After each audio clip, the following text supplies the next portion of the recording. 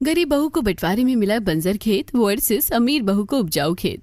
गांव में सुबह का माहौल भी कितना शांति भरा होता है ना। मुर्गा कुकड़ू को करता है, इतने में आसपास के लोग उठ जाते हैं।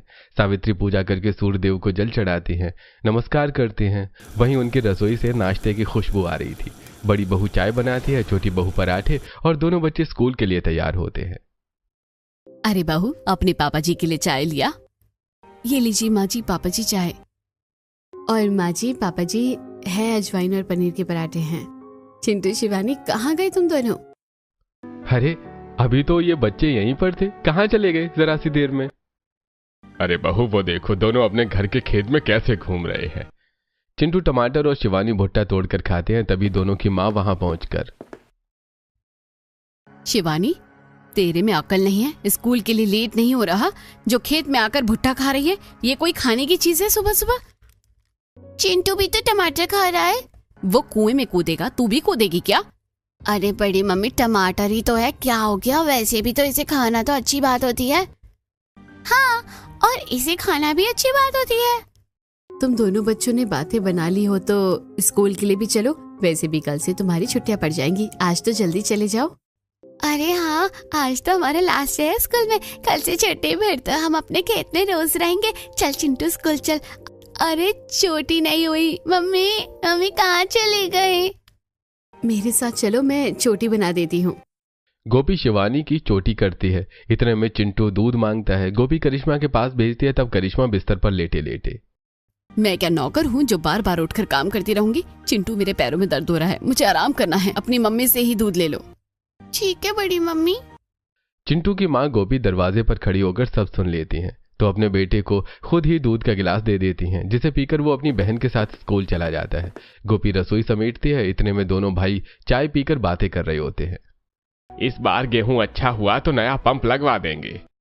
हाँ, और माँ के लिए बड़ा कूलर भी भैया। लेकिन वो तू अपने हिस्से से लगवाएगा। हाँ भैया, चलो खेत में लग जाते हैं जहाँ हमने नए बीज डाले थे। हाँ, देख कर आते हैं, वैसे हमें हमारी मेहनत का फल जरूर मिलेगा। सुबह के 11 बजे की धूप भी बहुत तेज लग रही थी। दोनों भाई के खेत में जाते ही पसीने छूटने लगते हैं। एक तरफ उन्होंने नए बीज डाले थे जहां थोड़े बहुत फसल उगना शुरू हो गई थी, वहीं आधी जमीन में उन्होंने हरे भरे फल, सब्जी, अनाज लगा रखे थे, जो कि मजदूरों के काटने पर काफी ज्यादा मात्रा में निकलता है। और जब वो अपनी ये सारी चीज एक बड़े व्यापारी को बेचता है तो उसका बहुत पैसा मिलता है। अरे वाह भाई वाह, इस बार तो तुमने अपनी फसल पर बहुत मेहनत की है। काफी अच्छी ताजी हरी सब्जी और अनाज आई है। ये लो, पूरे 1.5 लाख रुपए। तुम्हें दूं या तुम्हारे भाई को आधे दूं? अरे मुझे ही दे दीजिए, मैं उसे दे दूंगा। वैसे जो भी बोलो, मेरा भाई मेहनत बहुत करता है। माधव अपने खेत का काम करके मंडी गया था। वहीं छोटी बहू मेहनत में जी तोड़ मेहनत से काम कर रही है। उसे काम करता देखकर पड़ोसी तारीफ करते हैं। वाह सावित्री, तेरी छोटी बहू बहुत मेहनत करती है। एक दिन नहीं, जब ये खाली बैठी हो, धूप में काम करती रहेगी, बच्चों को भी देखती रहती है, खाना भी बनाती है। बस तेरी करिश्मा बहू मजदूरों को झाड़ते हुए दिखती है। हाँ, बड़ी बहू खेत की ये चीजें संभालती तो छोटी बहू बाकी के काम देख लेती है। हाँ, लेकिन बड़ी वाली ज्यादा इतराती है, छोटी वाली संस्कारी लगती है। हाँ, ये तो है। बहुत मजा आ रहा है ना इन पड़ोसी लोगों को मेरी सास से मेरी चुगली करके और उस छोटी वाली की तारीफ करके। इसका बदला तो मैं गोपी से लेकर रहूंगी। इससे पहले भी करिश्मा के सामने उसकी देवरानी की तारीफ हुई है। इसी वजह से करिश्मा के मन में गोपी के प्रति जलन होने लगती है।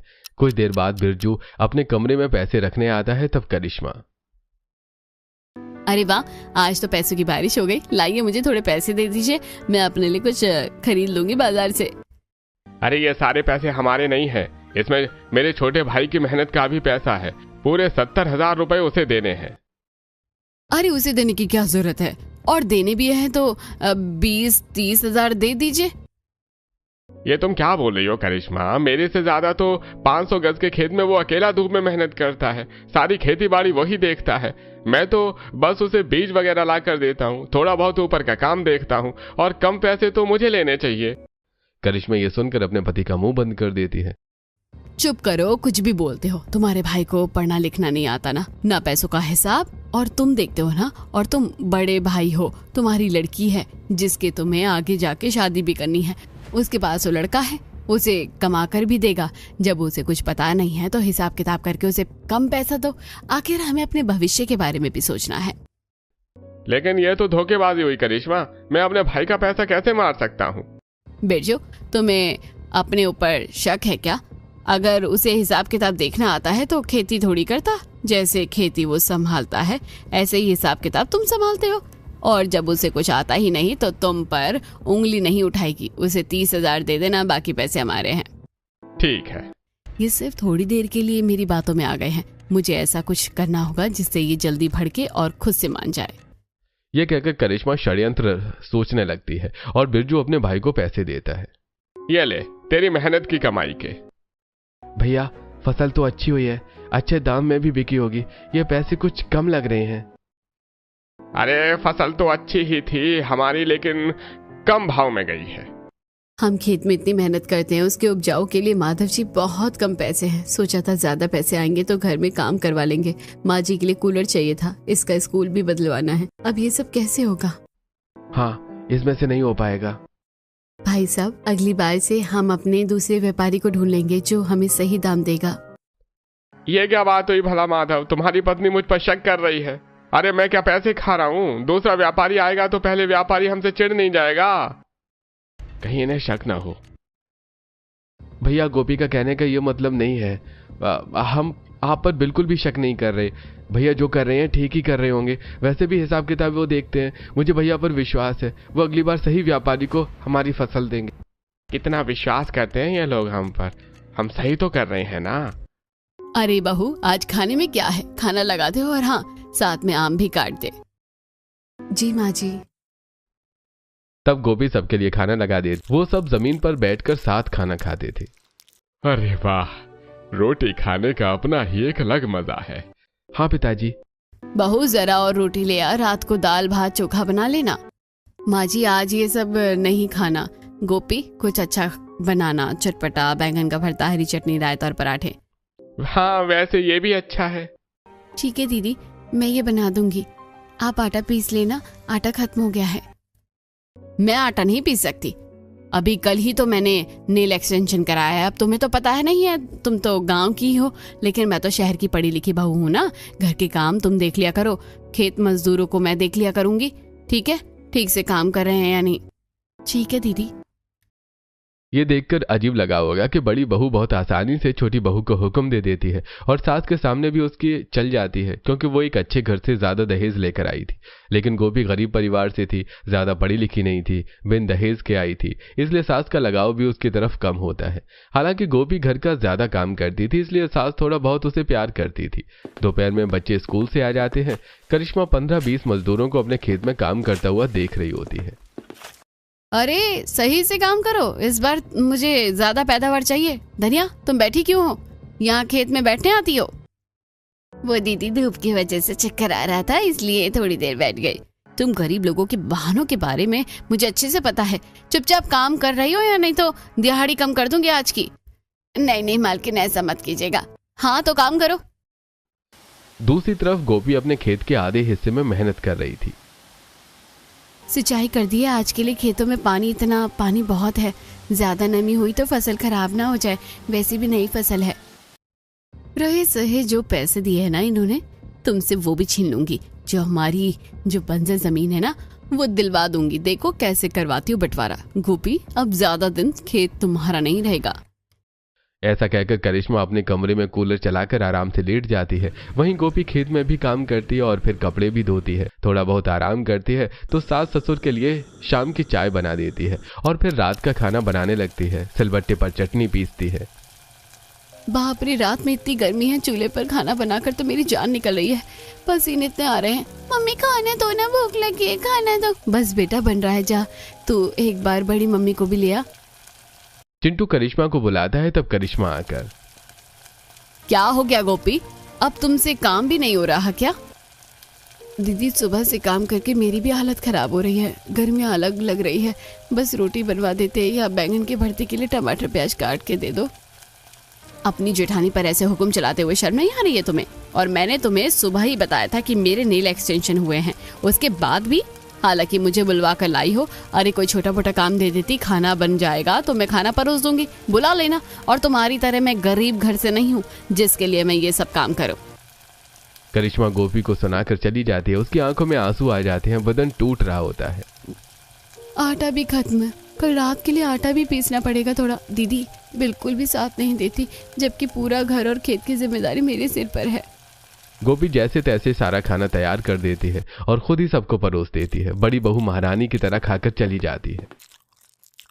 अरे वैसे जो भी बोलो बहू, तुम खाना बहुत अच्छा बनाती हो, क्यों सावित्री? हाँ जी, मुझे तो इसके हाथ का खाना बहुत बढ़िया लगता है। हींग वाला रायता कितना बढ़िया स्वाद आ रहा है। बड़ी बहू इतनी बारीकी से खाना अच्छा नहीं बना पाती। हाँ, उस बस ब्रेड पकौड़े पास्ता समोसा ये सब बना लेती है वो। अच्छा है ना पिताजी, सारे गुण एक ही बहू में नहीं है। छोटी बहू में अलग है, बड़ी बहू में अलग है। हाँ हाँ लीजिए पापा जी, सलाद लीजिए। हाँ दे दे बहू। सब खाना खा लेते हैं। गोपी जूठे बर्तन साफ करके रख देती है, रसोई साफ कर देती है और फिर अनाज भंडार से गेहूं निकाल कर गेहूं पीसने लगती है। हाथ पैर इतने दर्द हो रहे हैं कि पूछो मत। चाची मैं भी करूं? नहीं बेटा, बहुत रात हो रही है, जाओ आप सो जाओ। ठीक है चाची। शिवानी जाकर सो जाती है और घंटों बाद 2-4 किलो आटा पीस लेती है। गोपी चक्की अनाज भंडार में रखकर आती है, अच्छे से कुंडी भी लगा देती है और जाकर सो जाती है। लेकिन तभी करिश्मा अनाज भंडार को खुला छोड़ देती है। हाँ हाँ, अब आएगा सुबह मजा, सीधा प्रसारण चिल्लम चिल्ली का। करिश्मा खुश हो जाती है और सो जाती है। अगली सुबह सावित्री जब सूर्यदेव को जल चढ़ाती हैं तो अनाज भंडार की तरफ से 2-4 चूहा निकलते हुए देखती है। अरे बाप रे, ये चूहे कहाँ से आ गए? सावित्री अनाज भंडार में जाती हैं तो देखती चूहों ने काफी हुड़दंग मचा रखा है और अनाज खराब कर दिया है। सावित्री जोर जोर से चिल्लाकर दोनों बहू को बुला लेती हैं तो बाकी लोग भी इकट्ठे हो जाते हैं। मैं पूछती हूँ किसने अनाज भंडार खोल दिया और इतने सारे चूहे कहाँ से आ गए? सारा अनाज बर्बाद हो गया। वो तो अच्छा हुआ ड्रम अलग से गेहूं भरा हुआ है, सारी बोरियां तो कुतर ही दी गई है। गोपी रात को तुम ही आटा पीस रही थी ना चक्की पर? मुझे शिवानी बता रही थी। हाँ मम्मी, चाची ही थी। लो माँ जी, अब तो मेरी बेटी ने भी कह दिया। गोपी तुम्हें शर्म नहीं आती कि इतना सारा अनाज बर्बाद करते हुए अपने बारे में नहीं सोच रही हो तो हमारे बारे में तो सोच लिया करो। पूरा घर परिवार वही से खाना खाता है। दीदी मैं रात को अनाज भंडार में गई थी लेकिन मैंने दरवाजा नहीं खोला, पता नहीं चूहा कैसे आ गया और इतना नुकसान कैसे हो गया। मैंने सच में कुंडी लगाई थी और चेक भी किया था। अगर कुंडी लगाई थी बहू तो ये क्या है? गोपी, मुझे तेरे से इस लापरवाही की उम्मीद नहीं थी। शुक्र है माँ जी, सिर्फ आधे अनाज का नुकसान हुआ है। तुम्हें पता है ना 6-7 महीने का राशन होता है ये हमारा। फिर भी बस कर गोपी बहू, बहस मत कर, यहाँ की सफाई कर। गोपी की आंखों में आंसू होते हैं और वहां की सफाई करती है। चूहों को भगाने के बाद गिरे हुए अनाज अलग कर देती है। ऐसे ही जब वो अपने साथ छोटे कपड़े धोती है तो करिश्मा उसे गंदे कर देती है। तब सावित्री गंदे कपड़े लाकर, क्या बात है बहू, आजकल तेरा काम में बिल्कुल ध्यान नहीं है। सुबह राशन का नुकसान करवा दिया और ये तूने अपने पापा जी के कपड़े भी खराब कर दिए। ऐसे धोते हैं सफेद कपड़े, इतना दाग है इस पर। माँ जी गंदा कैसे हो गया? मैंने तो पापा जी के कपड़े ही पहले साफ किए थे और ये दाग बिल्कुल नहीं था। तो तेरे कहने का क्या मतलब है? मुझे बवाल करने की आदत हो गई है, मैंने गंदा करके दिया है ये? नहीं माँ जी, मैं दोबारा साफ कर देती हूँ। ये कहने के बाद गोपी उसे कपड़े को धोने चली जाती है और पीछे से करिश्मा जाकर कान भरती है। माँ जी और कीजिए इसकी खाना बनाने में और खेतों में तारीफ। देखिए कैसे सर पर चढ़ती जा रही है और फिर मगरमच्छ के आंसू निकाल कर दिखाती है ताकि कोई कुछ ना कहे। माँ जी अगर ये ऐसे ही नुकसान करती रही ना तो बात बंटवारे पर आ जाएगी। वो तो शुक्र करो अनाज बच गया। हाँ बहू। बीतते दिनों में करिश्मा सावित्री को भड़काती है और गोपी का किया हुआ काम भी बिगाड़ दी है। वहीं बड़ा भाई ट्रैक्टर चलाकर अपनी फसल को देकर आता था और छोटा भाई अपने खेत में काम करने के बाद मंडी में दूसरों के यहाँ काम करता था। तभी फायदा उठाकर करिश्मा रघुराम से मिलने जाती है। सुनो, मैंने जो तुमसे केमिकल मंगवाया था फसल को बर्बाद करने का और जमीन को एकदम बंजर करने का, वही ये केमिकल है। हाँ हाँ यही है, आपने 2 दिन लाने को बोला था, मैं शहर से लेकर आया हूँ। ये लो आपका नाम की रसीद, अब मुझे मेरा पैसा भी तो दे दो। हाँ ये लो तुम्हारे 10,000 काम करने के और 5,000 मुंह बंद करने के। क्या मुझे थोड़े और पैसे मिल सकते हैं मुंह बंद करने के? मुझसे होशियारी दिखाओगे तो काम किसका करोगे? बता दो तुम्हारी बीवी को किसी लड़की का हाथ पकड़कर भुट्टा खा रहे थे। नहीं नहीं, मेरी बीवी को कुछ मत बताना, कुत्ते की तरह मारती है मुझे। हरकत भी कुत्तों वाली है ना। कुछ कहा आपने? अच्छा मैं चलता हूँ। रघुराम 9-11 हो जाता है। करिश्मा भी चुप कर उसे केमिकल को साड़ी की आड़ में घर में ले आती है और रात को चुप कर घर के पीछे वाले खाली पड़ी जमीन पर केमिकल रसायन डाल देती है। अब बाई का मजा, ये खेत इतना बंजर भी नहीं था, लेकिन अब इस केमिकल के बाद इसका सारा अंकुरण बर्बाद हो जाएगा और ये सिर्फ बंजर कहलाएगी। मैं तो सोच रही थी कि ये केमिकल भी उसमें डाल दूं, लेकिन इससे मेरे उपजाऊ खेत भी बर्बाद हो सकते हैं। तो मुझे एक काम करना है, ऐसा करती हूँ कि पूरी फसल खराब कर देती हूँ। करिश्मा अपने उपजाऊ खेत में जाती है। जिस तरफ देवरानी नई फसल की शुरुआत कर रही थी उस तरफ रात भर पानी चला छोड़ देती है और सबके उठने से पहले पानी बंद कर देती है, जिससे सारी फसल और मिट्टी सुबह तक बर्बाद हो जाती है। छोटे छोटे पौधे पीले पड़ जाते हैं। सुबह गोपी ये देखकर चीख उठती है, हे भगवान, ये क्या हो गया? मेरी मेहनत खराब हो गई। हमने जो नए बीज लगाए थे वो भी बह गए। अरे मैं कितने महंगे बीज लाया था, तुमने क्या किया गोपी? तुम दोनों की जिम्मेदारी थी ना। 250 गज के हिस्से को तुमने सब बर्बाद कर दिया। तुम्हारा ध्यान कहाँ रहता है गोपी? खेत में इतना पानी, वो तो शुक्र है कि इस तरफ पानी नहीं आता, वरना हमारी सब्जियां और फसल भी सड़ा देती तुम तो। मैं ऐसा रिस्क नहीं ले सकती। देख लिया ना माँ जी, पापा जी, आपने। मुझे बंटवारा चाहिए। आप खेत का बंटवारा कर दीजिए। और मुझे तो नहीं लगता कि इसको ये खेत भी देना चाहिए। उपजाऊ को भी बंजर बर्बाद करके छोड़ेगी। अगर ये सब करना है तो घर के पीछे खेत पड़ा है, उसे ही ले लो। ये सब क्या हो गया? भाभी, बंटवारे की बात क्यों कर रही हो आप? ये परिवार में ठीक नहीं है। तो बर्बाद होता हुआ देखी क्या? तुम्हारी पत्नी का अब काम में मन नहीं लगता। घर के काम तो बिगाड़ ही दिया और अब खेत के भी। अब शुगर नहीं कहेगी। हाँ, करिश्मा सही कह रही है। अब अलग अलग हिसाब होना चाहिए। सही बोल रहा है तू। अब मुझे खेत का बंटवारा कर देना चाहिए और इस 500 गज के हिस्से में माधव और तुझे कुछ नहीं मिलेगा, क्योंकि तेरी बीवी ने तो नुकसान करने की ठान ली है। माँ, दोनों ने इस खेत में दिन रात मेहनत की है और ये कैसा बंटवारा है जिसमें कोई हिस्सा ही नहीं है।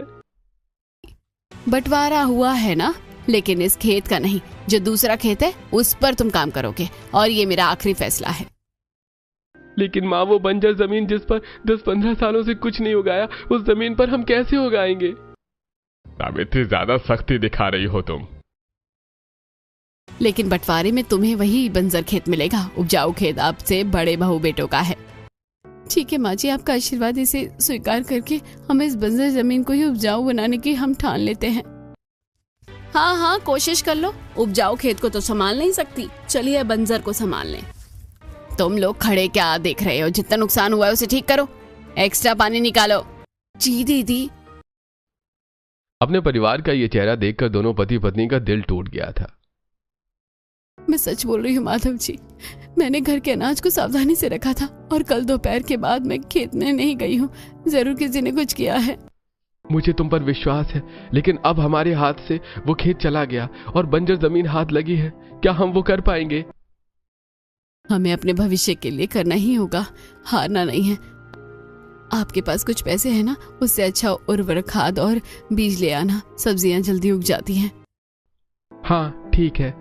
अगले दिन से दोनों पति पत्नी घर के पीछे वाले सूखे बंजर खेत में मेहनत करने के लिए घंटों तक हल चलाकर वहां के रोड़े पत्थर हटाते हैं। वहीं चिंटू और शिवानी घर में टीवी देख रहे होते हैं। इतने में बैग लिए अपने पेपर खत्म करके नंद राखी घर लौटती है। उसे देखकर माता पिता गले लगा लेते हैं। बच्चे कूदने लगते हैं। बुआ आ गई, बुआ आ गई। बुआ बुआ, आप हमारे लिए क्या लाई हो? अरे मैं शहर में पेपर देने गई थी, तुम्हारे लिए चीज खरीदने थोड़ी ना। फिर भी देखो, तुम्हारे लिए चॉकलेट लाई हूँ। बच्चे अपनी चॉकलेट खाकर कूदने लगते हैं। अरे वाह बुआ, ये तो बहुत ठंडी ठंडी चॉकलेट है। लो, मेरी बहन आ गई। मैंने तो तुझे खेत में ही देख लिया था। सब यहाँ पर हैं। छोटे भैया भाभी कहाँ हैं? वो पीछे वाले खेत में हैं। अरे वहाँ क्यों? वो तो बंजर है ना, कब से सूखा पड़ा है। बड़े वाले खेत में ही काम कर रहे थे ना। हाँ, लेकिन कल ही खेत का बंटवारा हो गया है, इसलिए अब से पीछे वाला खेत माधव गोपी का है। राखी, तुम बिना घर आकर घर के बेकार बातों में पड़ रहे हो। ये लो ठंडी ठंडी शरबत पियो। थैंक यू भाभी, गर्मी से बहुत परेशान हो गई हूँ। ये पीने की मुझे बहुत जरूरत है। राखी शरबत पीकर अपने भैया भाभी के पास जाती है जिनका पसीना में बहुत बुरा हाल था, और उन्हें भी शरबत देती है। उसे देखकर दोनों के चेहरे पर खुशी आ जाती है। अरे राखी, तुम कब आई? पता ही नहीं चला। पेपर हो गया अच्छे से? मेरी बहन आ गई। ये लो, मैंने पी लिया है। हाँ, आप भी पी लो। देखो तो धूप में कैसा कितना लाल चेहरा हो गया है, पसीने में डूबे हुए हो। ये सब कैसे हो गया? जैसे भी हुआ, लेकिन खेत का बंटवारा बिल्कुल अच्छा नहीं लग रहा। पर कोई बात नहीं, जहाँ चाहा वहाँ रहा, और मैं आपके साथ हूँ। इस तरह घर में गोपी अभी भी खाना पीना सबका बनाती, सब खाते भी थे, लेकिन सास ससुर और करिश्मा ज्यादा ही नाराज रहते थे। वहीं गरीब बहू बेटे भी सूखे बंजर खेत में रोज मेहनत करते हैं। लू चलती है, अपने खेत के लिए उन्हें पानी नदी से बाल्टी भर भर के पानी लाना पड़ता है। फिर उसे मिट्टी को पलटते भी हैं और फिर गोबर लाकर खाद बनाते हैं। ऐसी मेहनत करते हुए उन्हें 1 महीना बीत जाता है। उन्होंने कुछ सब्जी के बीज भी डाले होते हैं, लेकिन केमिकल की वजह से उनके खेत में अभी कोई असर नहीं दिखता। हताश होकर एक दिन, देखो गोपी, हमने मेहनत करना तो छोड़ी नहीं है, मेरे हाथ में छाले भी आ गए, पैसे खत्म होने को आए हैं। खाद और बीज ने कोई काम नहीं किया। मुझे नहीं लगता हमें इस बंजर भूमि पर कुछ मिल सकता है। मैं मंडी चला जाता हूँ। नहीं जी, हम हार नहीं मानेंगे। तुम बताओ, अकेले काम कैसे करें? मजदूर भी तो चाहिए। अजी, गरीब लोग पैसों से नहीं, हिम्मत से खेती करते हैं। कोई फायदा नहीं है तुम्हारे इस मरकट जैसे बेजान जमीन में वक्त देने का। ये नहीं उपजने वाली। आपको पता है आंटी, आपके इन शब्दों ने हमें और मजबूत कर दिया है। अब तो हम और मेहनत करेंगे, देखना आप। और एक दिन हमारे खेत की सब्जी खाकर भी तारीफ करोगी। हाँ हाँ, देखते हैं। यहाँ वो अपने खेत से निकलकर घर की ओर जाते हैं तो सामने उनका उपजाऊ खेत था, जहाँ से हरी भरी सब्जी और फसल निकल रही थी। विरजू और करिश्मा मेहनत से काम करके उन्हें जला रहे थे। वाह, इस बार मेरे खेत में दुगनी मेहनत हुई है, दुगनी फसल निकली है, दुगना पैसा भी आएगा। बुरी नजर वालों का तो मुंह काला होगा। हाँ हाँ मालकिन, इस बार की सब्जियां बड़ी अच्छी निकली है। वहीं माधव मंडी जाकर काम मांगता है तो दूसरों के यहाँ धूप में रिक्शा पर सब्जी पहुंचा कर आता है। दिन की उसे 200 रुपए की दिहाड़ी मिल जाया करती थी, जिससे माधव अपने बच्चे और घर का खर्चा चलाता है। हरीश भी बहू बेटों की मेहनत करता देखकर खुश होता है। गोपी, माधव, बंटवारे की वजह से जो तुम पर बीत रही है वो मुझे बिल्कुल भी अच्छा नहीं लग रहा है, लेकिन खुशी इस बात की है कि तुमने हार नहीं मानी और मुझे भरोसा है कि एक दिन ये खेत उपजाऊ निकलेगा। मेरा आशीर्वाद तुम दोनों पर हमेशा है। शुक्रिया पापा जी, हमारी हिम्मत को बांधने के लिए, यही बहुत है। हाँ पिताजी। इसके बाद गोपी खाना बनाकर देती है, लेकिन जब जब बड़ी बहू बनाती है सास ससुर को पसंद नहीं आता। वहीं गोपी चूल्हे की राख और गोबर का खाद इत्यादि डाल देती है, लेकिन एक दिन चिंटू जगह जगह आम खाकर उसकी गोटलियां बंजर खेत में डाल देता है और खेल खेल में दबा देता है। तब गोपी, चिंटू यहाँ पर क्या कर रहा है? खेलने के लिए तुझे और कोई जगह नहीं मिली है? इतनी धूप में बीमार पड़ जाएगा, चल अंदर। अरे मम्मी, आला। वहीं राखी अपना कैमरा लेकर करिश्मा के खेत में वीडियो बनाती है। दोस्तों, वेलकम टू माय चैनल। ये है मेरा व्लॉग का 7th डे। इससे पहले मैंने आपको अपना घर और बाकी जगह दिखाई थी, लेकिन आज खेत दिखाऊंगी। ये हमारा 500 गज का बहुत बड़ा खेत है, जहाँ हमारी हरी भरी फसल उगाई हुई है, और इसका श्रेय मुझे जाता है क्योंकि इस उपजाऊ खेत की मालकिन मैं हूँ। हाँ दोस्तों, तो मिलते हैं नेक्स्ट व्लॉग में, तब तक के लिए बाय। ये सब क्या शुरू किया है तुमने? अरे भाभी, एग्जाम देने के बाद खाली हूँ तो मैंने सोचा जब तक अपने गांव में ब्लॉग शूट कर लूँ।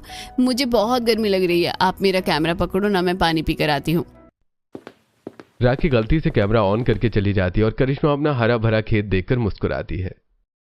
वाह, आखिर बंटवारे में ये पूरा उपजाऊ खेत मेरा ही हो गया। दिमाग तो अच्छा लगाया करिश्मा तुमने तो, जो अपनी देवरानी को बंटवारे में बंजर खेत दिलवा दिया। मेरे केमिकल डालने के बाद तो उस खेत की अंतरात्मा भी मर गई होगी। भाभी, मेरा कैमरा दो, मैं थक गई हूँ, अब बाद में शूट करूंगी। हाँ ये लो। राखी अपना कैमरा उठाकर रख देती है। थोड़ी दिन में बारिश हो जाती है, जिसकी वजह से 2 हफ्ते गोपी के बंजर खेत में हरे हरे छोटे पौधे और घास आ जाती है। चिंटू उसे तोड़ता है। तब, अरे बेटा, तू क्या कर रहा है यहाँ? अरे घास और पौधा यहाँ कैसे आया? ये तो बंजर था। मम्मी देखना, यहाँ पर मेरा आम का पौधा उगेगा, मैंने यहाँ पर गुठली डाली थी। इसका मतलब अब हम खेती कर सकते हैं, हमारी मेहनत सफल हुई। गोपी खुशी के मारे मिट्टी खोदकर देखती है, जिसमें उसे काली मिट्टी और केंचुए दिखाई देते हैं। अरे इतना खुश क्यों हो? क्या हो गया? तभी गोपी सब बताती है। दोनों पति पत्नी खुशी के मारे पागल हो जाते हैं और फिर अपने कुछ बचे हुए पैसों से फल और सब्जी के नए बीज बाजार से लेकर आते हैं और अपने खेत में मेहनत करते हैं। गोपी तो बाजार की सड़ी गली सब्जियां तक उठाकर ले आती है और उन्हें मिट्टी में दबा देती है। गरीब बहू रोज थोड़ा थोड़ा पानी देती है, घर संभालती है और माधव अभी भी मंडी में बाहर का काम करता है। लेकिन कुछ समय में ही उनका बंजर खेत हरे हरे फल सब्जियों के पेड़ पौधों से खिलखिलाने लगता है। टमाटर, धनिया, बैंगन, मिर्च, धनिया, तोरई, घिया इत्यादि थे। मुझे तो विश्वास नहीं हो रहा, वो भी हमारी मेहनत रंग लाई। अब हम ये सब्जी बाजार में बेच सकते हैं और हमें खूब पैसा मिलेगा। हाँ जी, देखिए हमने सिर्फ सब्जियां नहीं उगाई, सब्जियों के लिए अलग से और भी पौधे हैं। क्यों ना हम इसे भी बेचकर पैसे कमाएं? हाँ, ये ठीक रहेगा। इससे बाकी लोग अपने घर में छोटी मोटी सब्जियां उगा सकते हैं। तब माधव रेडी और अपनी सारी हरी सब्जियां खेत से तोड़कर लगा देता है और उन पर पानी का छिड़काव कर देता है और मंडी लेकर निकल जाता है। आइए आइए, हमारी ताजी ताजी हरी सब्जी खरीद लीजिए, सिर्फ 20 रुपए में, 20 रुपए में। अरे भाई साहब, आपकी सब्जी तो काफी ताजी लग रही है, जरा 3 हरी सब्जी दे दो। हाँ, ये लीजिए। ऐसे बहुत सारे लोग माधव की ताजी सब्जियों को खरीद लेते हैं। ये देखकर बिरजू हैरान हो जाता है और अपनी पत्नी को बताता है। तब करिश्मा भागकर पीछे वाले खेत पर देखने जाती है। बाप रे, मुझे अपनी आंखों पर विश्वास नहीं हो रहा, इसने बंजर जमीन पर खेती कर ली। अच्छा है, कम से कम इनका काम भी चल जाएगा, वैसे भी छोटा खेत है। छोटा है तो क्या हुआ, हम अपने खेत पर और उपजाऊ सब्जी उगाकर इनसे आगे निकलेंगे। थोड़ी दिनों में आसपास के लोग माधव गोपी की ताजी सब्जी खरीदने लगते हैं। सास ससुर भी खुश होते हैं, गांव की औरतें। वाह बेटी, मुझे यकीन था कि तुम जितनी संस्कारी हो जमीन बंजर में भी जान डाल दोगी। बेटा, उस दिन के लिए माफ कर दो जब मैं तुम्हें ताना दे रही थी, लेकिन आज सच में तुम्हारी खेत की सब्जी खाना चाहती हूँ। क्यों नहीं आंटी, मैं आपका खुशी से स्वागत करती हूँ। अरे भाई, मैंने सुना है आप सब्जी के छोटे छोटे पौधे और जड़ भी दे रहे हो। कितने का ये गमला? सिर्फ 50 का है भाई साहब। औरतें उसके खेत की सब्जियां भी ले जाती हैं और खाकर खुश होती हैं और बाकी के लोग उसके छोटे छोटे पौधे भी खरीदते हैं। इस तरह उनकी आर्थिक स्थिति बेहतर हो जाती है, सब्जियों का अच्छा मुनाफा मिलता है और इन सब से जलन खाकर करिश्मा अपने पूरे खेत में अच्छे उपजाऊ के लिए केमिकल डाल देती है, जो कि उसके पूरे फसल और सब्जियों। ये देखकर अगले दिन बिरजू अपना सिर पकड़ लेता है। अरे नहीं, ये नहीं हो सकता, मैं बर्बाद नहीं हो सकता। कल तक तो मेरी सारी फसल और सब्जियां ठीक थी, ये इतनी सड़ कैसे गई? ये सफेद चूना और ये महक। करिश्मा, तुमने कुछ किया है क्या? वो मैंने ज्यादा उर्वरक के लिए रसायन डाल दिया। अरे तुम पागल हो क्या? तुम्हारे दिमाग में नहीं है? जब तक वो दोनों संभाल रहे थे तब ही ठीक था। इतने में ओलावृष्टि वर्षा होने लगती है, जो कि उनके बचे कुचे खेत को पूरी तरीके से बर्बाद कर देती है। घर में अब खाने के लिए कुछ भी नहीं होता। तब एक दिन गोपी अपने खेत की ताजी हरी सब्जियों की टोकरी में देती है, जिसमें करिश्मा लात मार देती है। क्या कर रही है बहू? एक तो वो हमारे खाने के लिए लाई है और तू अपमान कर रही है। यही तो माँ जी ये चाहती थी, जरूर इसकी ही काली नजर लगी होगी। दीदी, मैं अपने परिवार के साथ ऐसा क्यों करूंगी जब मेरे पास अपना खेत है ही तो। मम्मी जी, पापा जी ने कब से खाया नहीं है कुछ। भाभी, मैं बना देती हूँ। भैया तो अपनी जेब से पैसे भी नहीं निकाल रहे। तब राखी और गोभी मिलकर खाना बनाते हैं। तब जाकर पूरा परिवार खाना खाता है। अगले दिन करिश्मा राखी से पूरे घर में झाड़ू लगवाती है। उस दौरान राखी को करिश्मा की अलमारी के नीचे से केमिकल की रसीद मिलती है, जिसे देखकर वो कुछ समझ नहीं पाती और फिर जब ब्लॉग बनाने जाती है तो उसे पुरानी वीडियो मिल जाती है। हे भगवान, इसका मतलब इस वीडियो में भाभी जी ने केमिकल की बात कर रही है। वो यही केमिकल है इन्होंने ये बंजर खेत में इस्तेमाल किया ताकि भैया भाभी परेशान हो और बंटवारा भी। मैं ये सारी बात सबको बता दूंगी। मम्मी पापा, भैया भाभी, छोटी भाभी आ जाइए। राखी चिल्लाकर सबको बुला लेती है। तब अरे क्या हुआ? क्यों पूरा घर सिर पर उठा लिया है? राखी पागल हो गई है क्या? ये तो मुझे आपसे कहना चाहिए कि आप पागल हो। आपकी सच्चाई मेरे सामने आ गई, अब सबके सामने भी आ जाएगी। आपने जानबूझकर खेत का बंटवारा करवाया और छोटी भाभी भैया को बंजर खेत दिलवाया, जिस पर आपने पहले से ही केमिकल डाल रखा था, इसलिए उन्हें बहुत मेहनत करनी पड़ी। राखी, तू ये क्या बोल रही है? भाभी ऐसा नहीं कर सकती। हाँ राखी, भैया भाभी आप बहुत भोले हो, सच में, खुद देख लीजिए। राखी वो वीडियो चालू कर देती है जिसमें करिश्मा ने अपना सब कबूल कर रही थी। ये सुनकर सबके पैरों तले जमीन खिसक जाती है।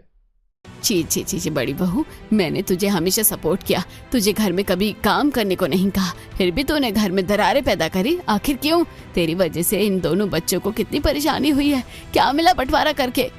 बंटवारे का जहर तुमने मेरे मन में घोला, अपने खेत में भी केमिकल डाला और उनके लिए भी गड्ढा तैयार किया।